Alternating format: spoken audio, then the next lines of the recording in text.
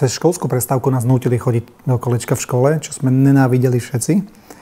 A potom boli školské prestávky, kde my sme mali mliečne desiaty, to boli také pollitrové sáčky mlieka, ktoré bohužiaľ smrdeli veľmi, pretože tou cestou neviem, odkiaľ ich nosili. Takže jediné, čo nás napadlo s tým robiť vojny, takže my sme sa s tými politrovými mliekami kompletne ohadzovali, celá škola. Triedy vyzerali podľa mňa hrozne.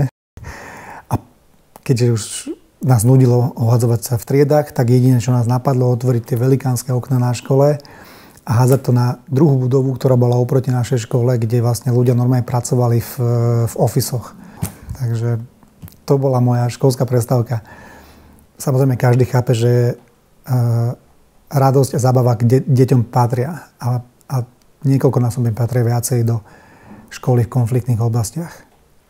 Aby tie deti nezabudli na to, že sú deťmi. Že nemusia rozmýšľať o tom, čo sa tam deje, ale že sú deťmi a chcú sa hrať. Povedz nám ty, čo je tvoja najobľúbenejšia činnosť počas školskej prestávky a nezabudni na hashtag Emergency Lessons.